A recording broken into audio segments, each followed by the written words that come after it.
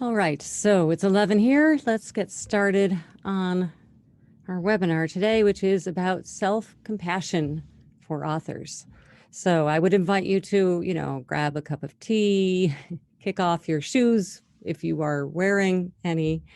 Most of the webinars I give about book marketing, I give you a whole bunch of information. So I'll say, have your pencil handy or take notes. This one is different. This one, if things go to plan, perhaps you'll feel more relaxed and we can all slow down as we do this one. I don't think we're going to take the whole hour.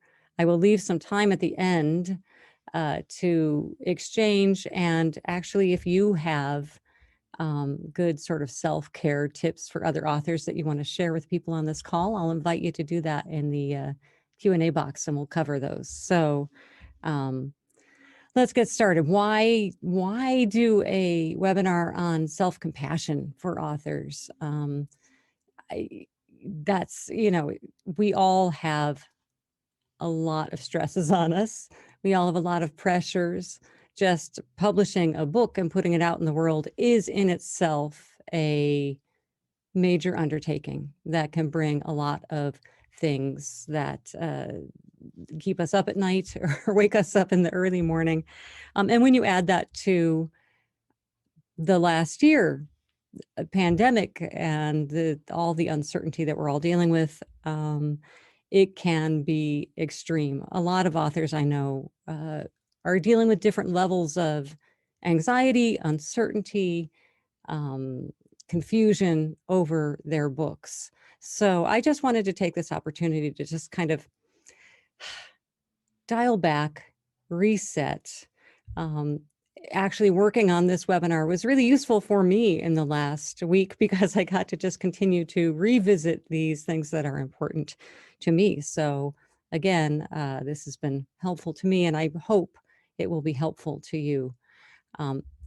I'm going to focus on not the writing part of the book, but what comes after, which is the book marketing, because that is where we end up spending so much of our time as authors, right?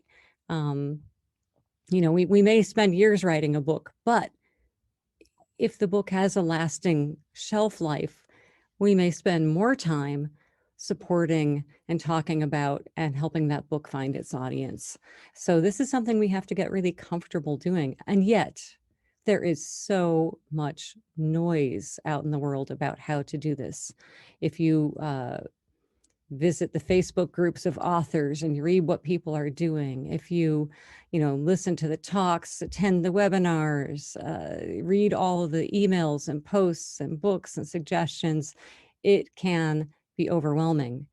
And to be honest, so I've just launched this monthly series of book marketing webinars, and a little part of me says, Anne, you're adding to the noise. So this is my penance for adding to the noise by putting more advice out there in the world. The advice is useful, but we also have to know how to deal with and how to filter that advice and figure out what applies to us. So this is what I'm trying to do. And my main objective for today is to help to free you from the tyranny of should. So much of that advice is framed as, you should be doing this, you should be doing that. I actually, I find myself doing this. It often comes from a very well-meaning place. I'll be talking to an author and I'll say, oh, you should do this, right? I'm trying to be generous and serve. However, we are all being loaded up with the things that we feel like we should be doing. And that can be overwhelming. So what we want to do today is get some distance from that and free ourselves from that sense of should, and come up with a new filter to look at and think about book marketing. When you hear advice from someone, from anyone, from me, from best-selling author A, best-selling author B, you should always take a quick look at where are they coming from? And we'll talk about that more, about how different we are coming up. But I want to just share with you really quickly my perspective. For those of you who don't know me yet, my name is Ann Janzer. I have written 5 books, all nonfiction. I am an indie author, so that's part of my perspective. So I've written and published 5 books over the course of a little bit more than 6 years. So what I'm sharing with you today is, what I've figured out on my author journey so far. It will not be exactly the same as yours, obviously, but I'm sharing with you some of the things that work. Um, Also, because I write books about writing, and because I do some developmental coaching and things like that, I spend a lot of time talking to authors, other authors.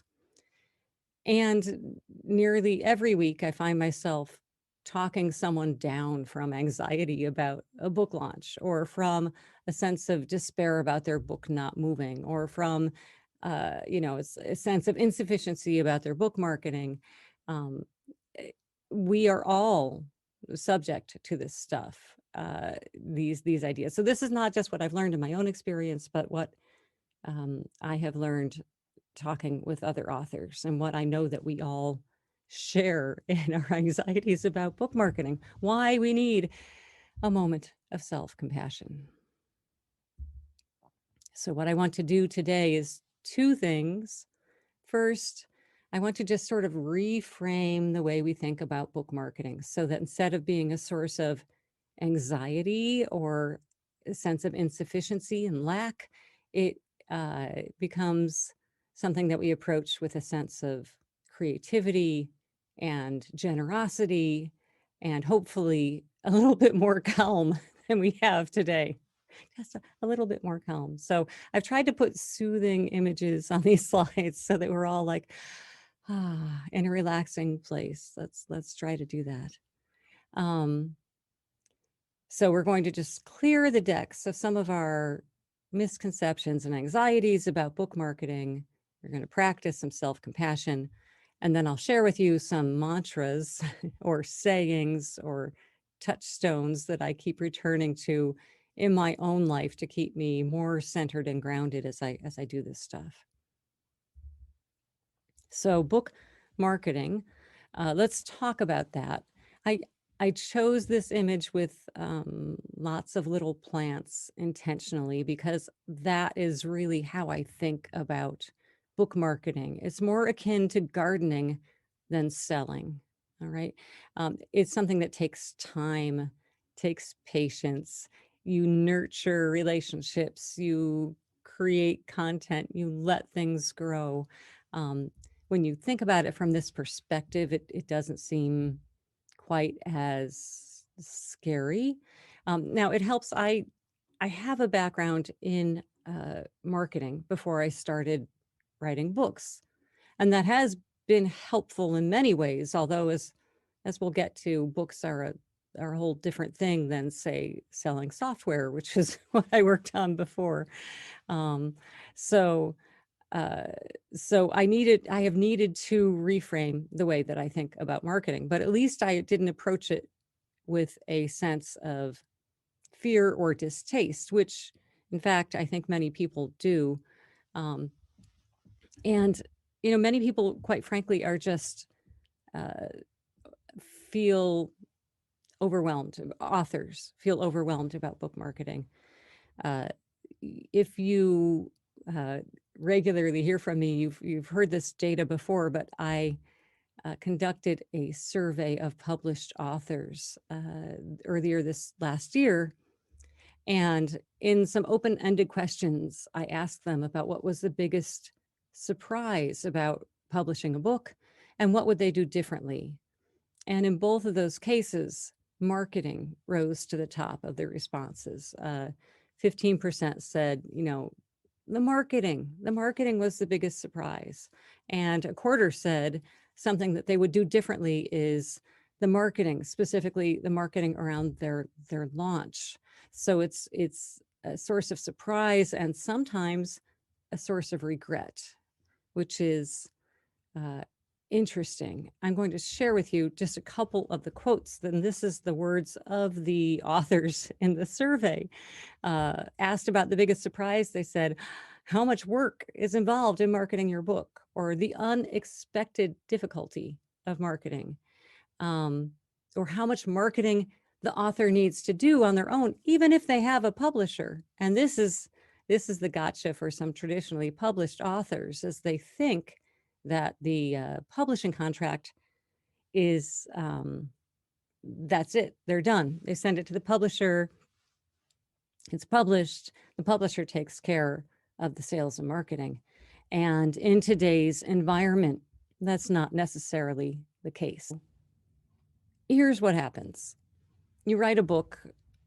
If you're a nonfiction author, you become an expert in your book, right? You're probably writing from a source of expertise. If you're a fiction writer, you've created this world, this story, you've done it, you've mastered this big achievement, written and published a book. And now, bam, you're right at the bottom of a very steep learning curve for something entirely new, which is marketing the book. This graphic I have borrowed from Whitney Johnson, who wrote a wonderful book, Disrupt Yourself, about how you need to constantly be climbing these learning curves. And here's what happens is when you publish a book, you are climbing a new learning curve. You are starting out, in most cases, as almost an absolute beginner again in a new subject. And that never feels comfortable.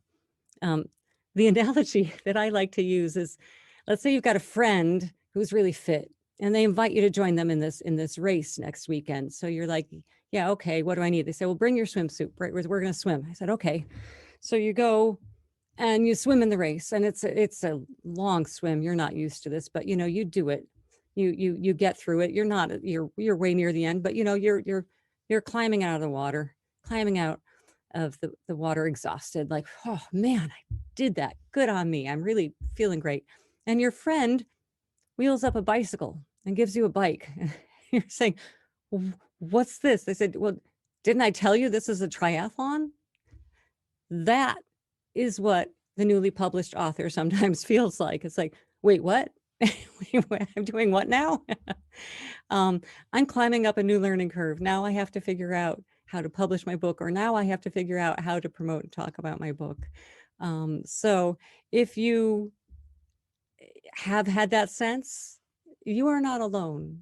Nearly all these authors I surveyed, a lot of them have reported that this is normal, and it's never comfortable, but a learning curve is also an opportunity for growth.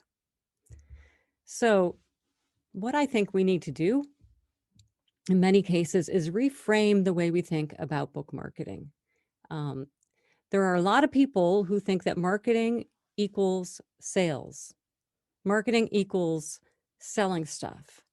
And even if you're talking to a publisher, they might ask you for your marketing plan, as in, how exactly are you going to sell 10,000 copies? So I mean, sales is the result of marketing, but it's not the same thing.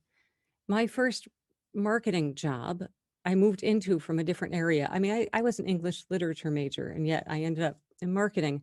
So I got a textbook out because it's like, I don't even know what marketing is. So I got a textbook. It's like marketing, as it turns out, is matching a product or a solution to a market. You're matching the needs with a solution. That is what marketing is about. And you do that looking at the product mix, what's in it, what's the pricing, who are the people, how do you reach them? So when it comes to book marketing, it's something similar. It's about matching your book with the people who are going to find the most value in that book and making that connection. So in this sense, marketing is about fulfilling the purpose of your book. It's about how you serve the people that you want to serve with your book. If you're a nonfiction author, there are people that you want to reach with your book. You're sharing a story with them, or solving a problem for them. If you're a fiction author, you want to share an important story, give someone a new perspective, maybe invite them into a world that you've created. But there's a specific group of people who are going to love that, and you want to connect with them. That is what book marketing is. So when you look at it this way, it's not a stressful, greedy, sales driven activity. It is a generous thing that you can be creative about. In fact, I think we need to bring the same kind of creativity and curiosity that we bring to our writing, we should also try to bring to our book marketing. So let's move to, so I write about this in my latest book, which is called Get the Word Out. I talk about something called servant authorship, which is thinking about the people that you serve with your writing. And although here I'm talking about nonfiction authors, it really applies to everybody.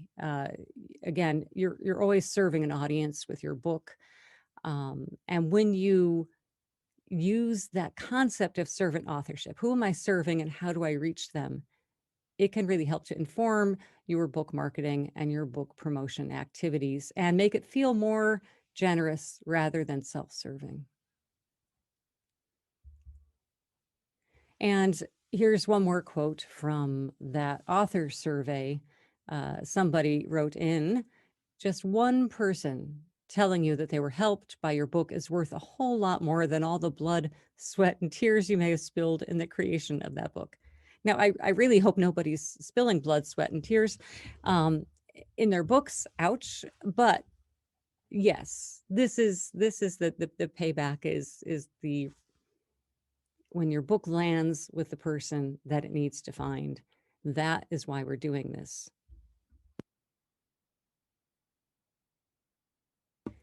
So, what I'm going to do is I'm going to now share with you like 8 mantras or sayings or words. We can be zen and call them mantras today, but they're just touchstones, things that I return to whenever I'm feeling overwhelmed or whenever I'm getting a whole bunch of book marketing advice.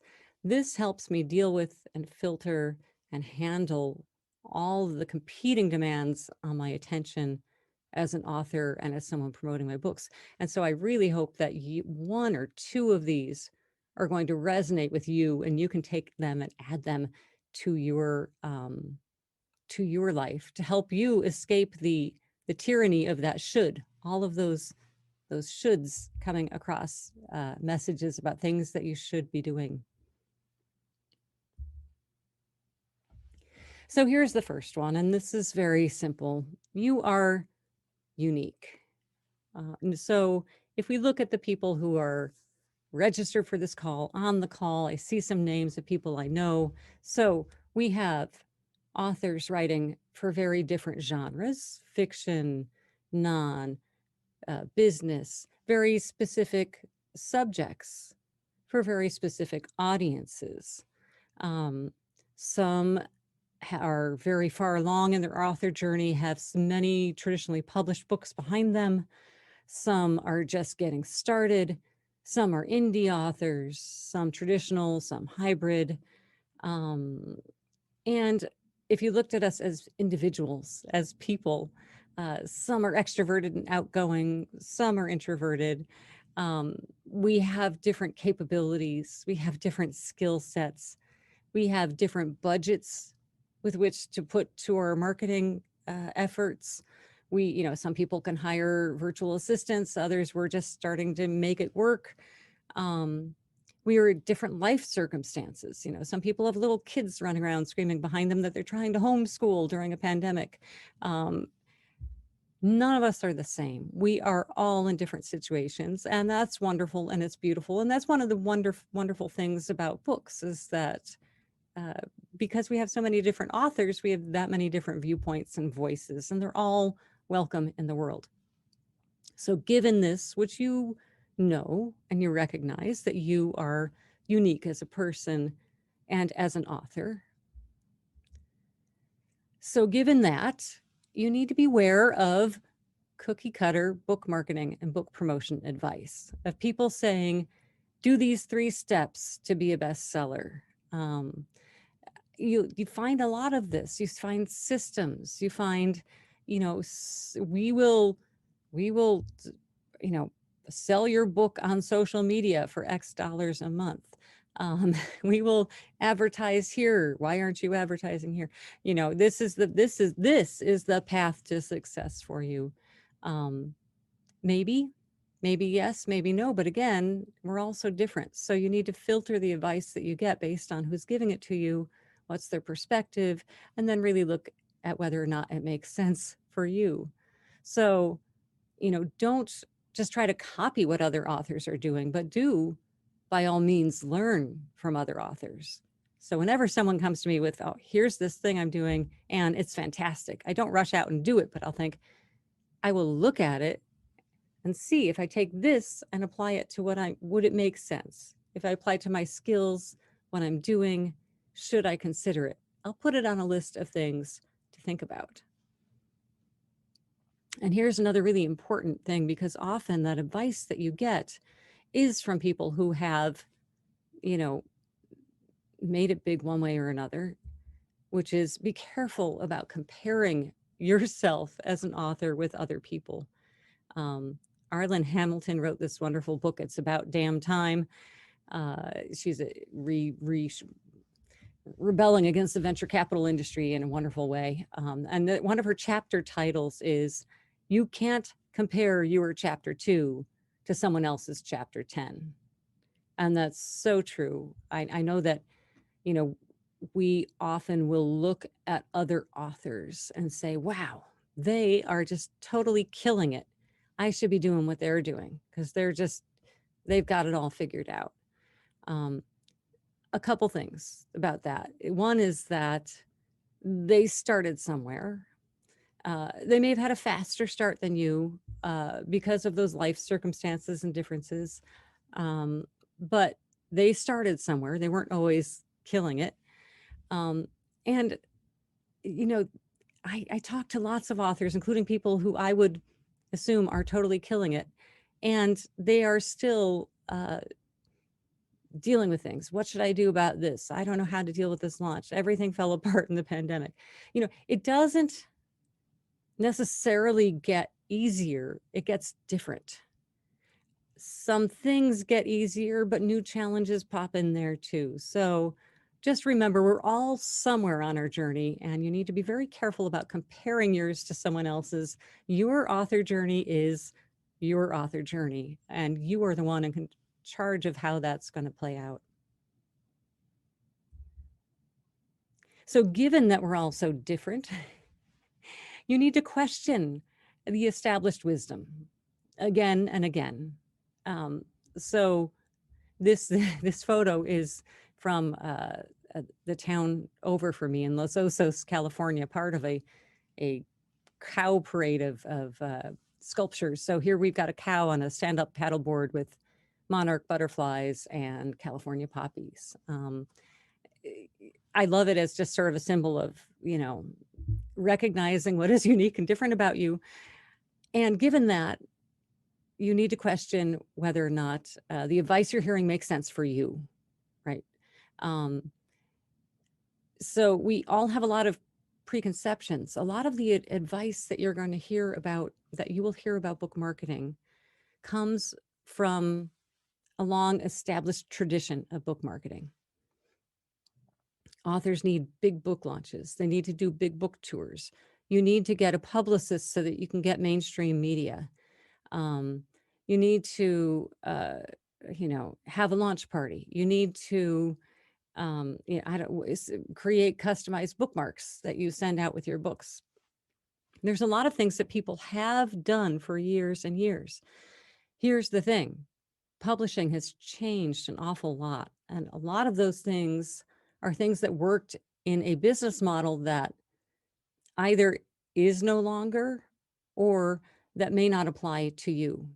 I mean, heck, publishing has changed in the last 12 months because of the pandemic, right? So things that you did to get people into physical retail bookstores are no longer as important. So whenever you hear a should, one of the things to do is to question, is this just because people have always done it?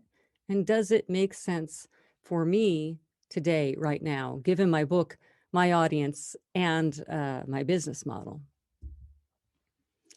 And I have to address the book launch question here because I know that there are people on this call who are looking ahead to a book launch. And I also know from my survey that there are authors who look back at their book launch with a sense of regret. It's like, I should have done more. Um, so let's question just briefly.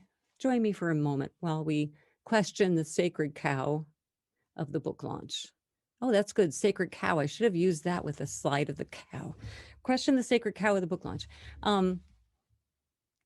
The idea that you have to have a go big book launch, that it's something that's orchestrated and needs to be huge, makes sense for certain situations.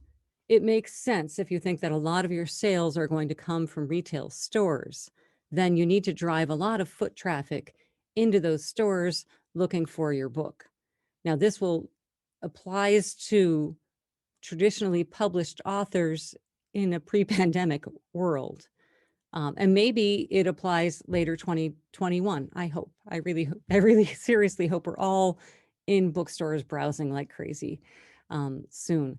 But does it apply now to you? Maybe, maybe not. The whole idea that you have to hire a publicist and go on a big publicity tour, that makes sense if you have a book that casts a very wide net. So you really need the help of traditional press, media, television, things like that, to get onto. It also makes sense if you have a very timely topic. If you have something that's got a book with a limited shelf life, then yes, you want to launch big, and it's much easier to get press attention for a book when it's new. That makes it more newsworthy, right? So yes, if the media is a big part of how you are going to reach those people who are going to get the value from your book, then a big launch makes sense. Then there's a third thing, which is the whole online sales world on Amazon. Amazon makes a few things available for new books, like you can be a hot new release or a mover and shaker. You know, you can get on some lists, and Amazon can help you promote and market your book. So that's another reason to plan a very focused, concentrated book launch. But the launch you do to catch the Amazon algorithm's attention is different than the launch you do to get on Oprah, right? I mean, these are different things. So I would suggest, before you stress out about a big book launch, that you think about it carefully about who you're trying to reach. What's that market connection you're trying to make? What energy, what budget, what makes sense for you in your life right now?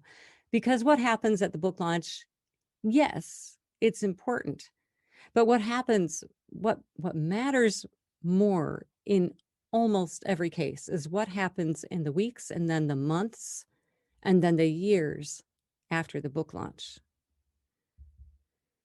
Which leads me to my next mantra, which applies to most authors, certainly to indie authors and to authors who have traditionally published books, but that have a long potential shelf life, which is this: time is on your side. The traditional bookstores, may not give your book a lot of time before they send it back in a physical bookstore because they only have so much shelf space. But so many book sales happen now online, and there is no limit to virtual shelf space, right? It can go on forever. And when you drive up enough sales in the virtual shelf space world, you will eventually get retail shelf space again, if that's what makes sense. So time is on your side. Um, this is a long game that you are playing and trying to connect your book to its audience.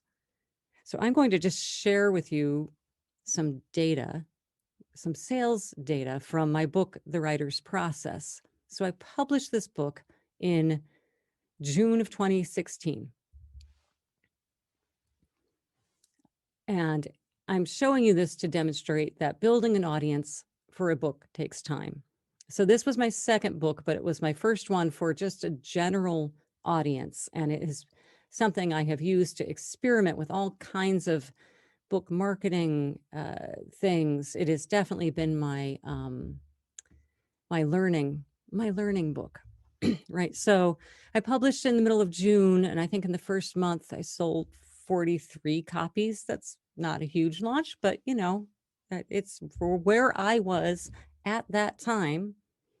I felt fine with it. And then 45 copies. I had a good August, things, back here in, what is this? November or October, I think I only sold 12 or something. So I added an audiobook in November. And then you can see as the year goes on that I did a couple promotions. You can see the spikes in the graphic where the promotions are. So this was a start slow and build book launch. So I think the first year, 400 something copies, and then in 2017, another 1,300 copies. So this was moving on a good trajectory. Now, if I take this, we're now in January or February, February 2021. So if I take and annualize the book sales across all formats, oops, sorry, here we go. So if I annualize the book sales across all formats, this is what happened. My 400 in 2016, 1,300 in 2017, more than 5,000 in 2018, 2019, more than 8,000 last year. I have definitely been building and growing. This book did not have a big launch, but it is selling very well. It has found its audience. And this, I find, happens once you get your book in the hands of the first 1,000 people. It's easier to get it into the hands of the next 1,000 and the next 1,000. And so, time, persistence, patience, and persistence are really much more important than a big book launch, much more. So the next mantra, which I'd like you all to just absorb for a moment, less is more. Let's be minimalist about our book marketing. And here's why. If we want to keep doing creative work, if we want to keep writing, we need some white space in our lives. We need some open attention, some open time. We need time to be bored. And we'll never have that time if we chase down everything that people tell us we should be doing to market our books. So yes, of course, you need to spend time marketing your book, but meaningful work is also self-care, and you want to continue doing meaningful work, right? So rather than chasing everything that you should be doing and suffering from fear of missing out, I would challenge you to pare down, pick a few things to commit to doing very well and to learning deeply. One author I know, David Meerman Scott, who is a best-selling marketing author. He's written a whole bundle of books. But I got this lesson from him. He wrote a book with his daughter called Fanocracy. So they had two authors on this book, and this ended up being an important point. So they decided that for this book launch, now remember, he's a marketer and he knows how to do everything marketing related. He's a speaker and all of that. They decided they were going to focus their book launch on podcast interviews. They were going to do one thing really deeply And they did 100 podcast interviews between the two of them to support that book launch. And it did really well. So what if you picked one or two things, did them really well, whether it's for a launch or for ongoing marketing? Pick just a couple things that you are going to learn and get really good at, rather than trying to do 10 things shoddily, right? Um, this definitely applies to social media, right? Because um, I I don't know about you, but I keep getting these Clubhouse things. It's like, I need to be on Clubhouse. You need to be on Clubhouse. Um, maybe I do. Maybe I should. I will put it in something I need to look into, but I will have to drop something if I'm going to add Clubhouse, right? Because there is only so much time. Um, the advice I've heard from a lot of other authors, not just me, is to pick one or two social media channels that you are really comfortable spending time in and optimizing. And anything else you can put an outpost on, but you can't do it all. Um, if you're doing a book launch, pick one or a couple things that you are really going to double down in to drive your book launch. You've heard the 80-20 rule that, 80% of your results come from 20% of your actions. Well, my personal goal as an author is to figure out those 20% most effective things and spend my time on them rather than all of the rest of it. Even if you know, I'm leaving other things out there undone. I'm leaving out things that could be done. Um, so less is more, especially if you want to continue to have a creative life. So let's say you pick a few things and you say, I'm going to really focus on them. But what if they don't deliver results right away? Um, so my mantra here is to love the process more than the outcomes. Love and trust in the process. If you're starting something new, chances are you're at the early stage of that learning curve and you may not get great results right away. So if you want to build an email list for your author, for your author platform, that takes time. If you want to create a blog that supports the email list, you've got to write for it again and again. And as you do that, you will get better. And if you have trust and faith in that process, that doing it with intention will make you better and you will build, um, it helps keep you sane. I know that it's really easy to spend our time looking for validation in the data. You do a book launch, and during the launch, of course, you're watching the sales. Did it sell? Did it sell? Did it sell? You're watching it like every day. If you're running a book promotion, you're checking that, and you should. You need to know what works and what doesn't. And you're getting those little dopamine hits, and you start feeding those dopamine receptors in your brain, and pretty soon, I can stop checking my book data anytime I want, but maybe tomorrow. Pretty soon you're driven by the data. If you return and revisit that idea of servant authorship, of trying to reach your people, of remembering that data is just, the wake left behind by human behavior, and continue to build on those relationships and focus on the process of building content and relationships, you will feel happier and saner. And if you're doing something for a while and it just isn't working, you are not getting results, well, then good, you've learned something. What have you learned? Have you learned that this maybe isn't the thing for you? Are you expecting too much too fast, or is this just really not where your audience is? If so, that's a really valuable lesson. Now you can just write that off your list guilt-free. And if it does do well, what have you learned that you can repeat, that you can make a repeatable process, that you can streamline, that you can put on semi-cruise control?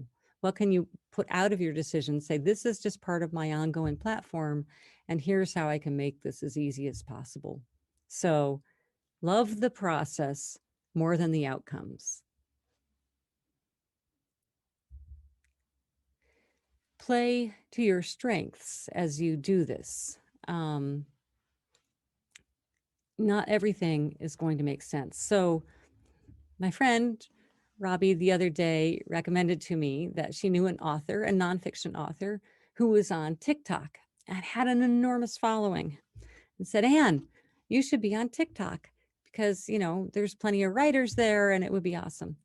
And it is probably great advice, but I'm just going to be honest here and tell you right now that I don't think that dancing videos are my strength. I don't think that's going to be playing to my strength. Um, I went to a conference with a bunch of writers once, and this one author got up and shared what he was doing to sell his book. And was doing very well. He'd written a children's book. Was a charming guy, Southern accent I cannot possibly replicate, but he told how he had gotten the book in gift stores all through the South because he kept it in his trunk, and he would pull it out and he would go in and talk to the person saying, oh, this is about this. It's set here. I think your people would love it. And he just had all this charm. And he sold boxes of this thing out of the trunk of his car. I mean, he talked to this group of authors, and then he had a group of authors lining up to buy this children's book from him at this conference. That played to his strength. I could never do that. I just, if that was how I had to sell my books, I would really, really be unhappy. I have a hard time selling books in person when I talk because I don't know. I just forget to tell people they're for sale, so this is not my strength. So start by finding the things that play to your strengths, whether that's talking, whether it's strengths that you have that are unrelated to maybe your writing. Obviously, I assume if you've written a book, writing is a strength. But maybe you're a public speaker, or maybe you have a great skill set doing, I don't know, juggling. I don't know. Maybe you have things that would make sense. So find those things that are going to connect with your audience and play to your strengths so that you can keep doing them and do them with joy and do them with generosity. Um, so that said, there's a corollary to this mantra, to the play to your strengths. The corollary is develop new skills. So this is also an opportunity to learn and grow in wonderful ways. Nearly everyone I know who's taken this book marketing seriously is constantly learning and growing and stretching themselves. If your comfort zone's here, you're going to go just a little bit past it and see what happens, and then just a little bit past it, and it expands like the waistband on your pants. It expands over time, only in a good way. So, for me, I am working on the skills of doing things like this webinar, getting a little bit better than when I started doing these things about a year ago. I've gotten much better at being a podcast guest, but I didn't start right out as a fabulous podcast guest, and I still have a ways to go. Each new marketing approach and strategy and tactic that you deploy has its own learning curve, right? So you're starting again somewhere at the bottom part of that curve and adding to those skills. But the gift of this is that you get to grow while you're supporting your book and while you're meeting the people that it gets value from. You get to grow as an individual, and that's a wonderful gift from the book. And so here's another, as I'm telling you to learn to grow, it's also important to remember where you are today is enough for where you are today, right? We should never feel insufficient about how we're supporting our books. It's simply the natural result of our situation right now and our abilities right now. I'm guilty of this myself. My husband pointed out to me that when we meet people out in the community, just strangers out and about, and if they ask what I do, I will say, I'm a writer. And he just pointed that out to me earlier this week while I was working on this webinar. And he said, you should say you're an author. You never say you're an author. He always says that I'm an author. I was like, well, so I gave him the glib answer. It's like, well, yeah, but I focus on the verb and not the noun, which is great advice.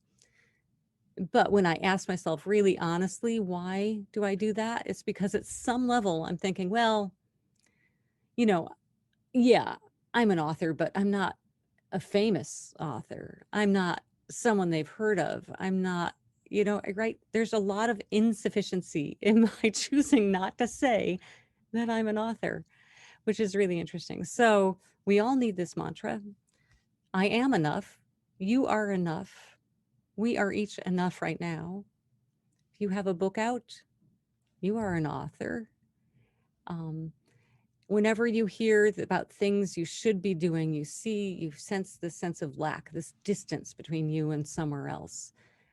So it's hard to remember that you're enough. And so what I'm going to do is challenge you to remember one more mantra. It's just one word, and it's a magic word that resets almost everything. It's the word yet, right? The word yet is key to maintaining a growth mindset about this thing, to remember that you can grow and improve, that your book can grow and improve. So when I sense that, well, I'm not a famous author, what happens if I put the word yet? I'm not a famous author yet. I'm not someone they might have heard of yet. I'm not looking for fame, so that's not a good example. But I'm not a big selling author yet. I haven't managed to reach my audience for this book yet. I haven't quite decoded how to get Amazon to sell this book yet. Haven't figured out how to get the audiobooks moving yet. Right? That yet is this sense of hope, of possibility, of growth. It helps to keep us remembering that this is a journey that we're on with ourselves, with our books. We are the people who are in charge of this journey. Other people can give advice, but we are the ones who get to decide what we truly should be doing because it's the things that we think make sense for us as well as our audience.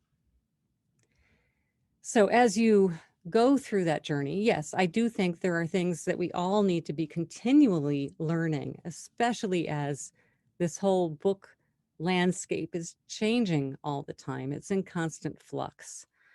I hope that you feel like when you hear the army of shoulds marching across your email and your the internet and the blogs, that you can say, that's interesting. You think I should.